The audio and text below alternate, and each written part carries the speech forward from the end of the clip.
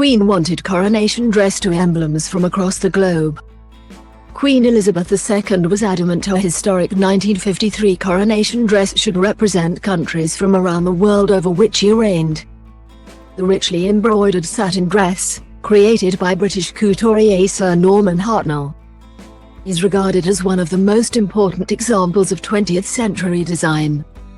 It features a lattice-work effect with an iconographic scheme of floral emblems in gold and silver thread and pastel-colored silks. The embroideries are arranged in 3 scalloped, graduated tiers bordered with alternating lines of gold bugle beads, diamonds and pearls.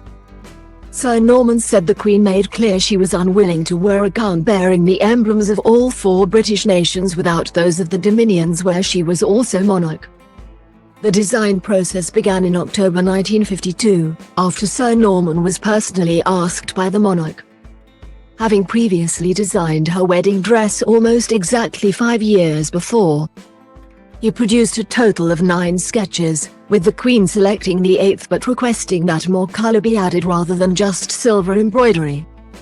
Writing in his autobiography, Sir Norman said he had spent many days in seclusion in Windsor Forest coming up with the ideas. Altogether, I created 9 differing designs which began in almost severe simplicity and proceeded towards elaboration, he wrote. I liked the last one best, but naturally did not express my opinion when I submitted these paintings to Her Majesty. Sir Norman later recounted how he had researched the 4 flowers of the United Kingdom, the Tudor rose for England, the thistle for Scotland and the Irish shamrock, but had been reprimanded for believing the Welsh emblem should be a daffodil. A daffodil, exclaimed Garter, King of Arms. On no account will I give you a daffodil.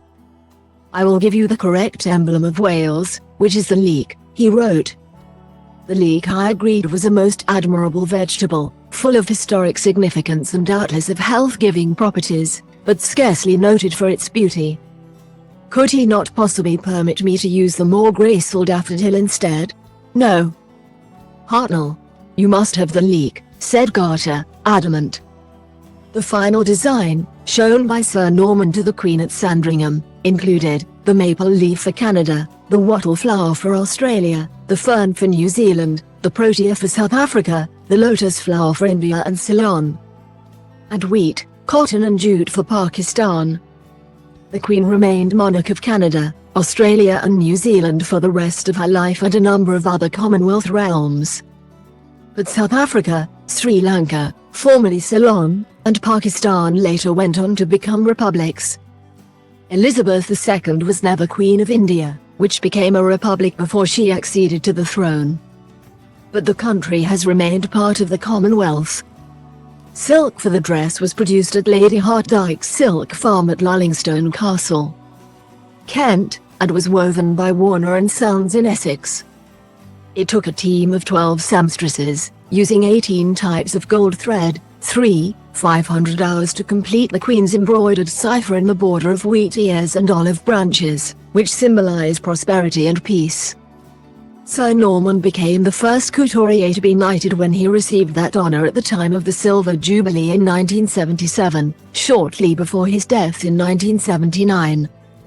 The Queen went on to wear the dress during receptions at Buckingham Palace and the Palace of Holyrood House, as well as for the openings of Parliament in New Zealand, Australia and Ceylon in 1954, ensuring that it was seen across the Commonwealth.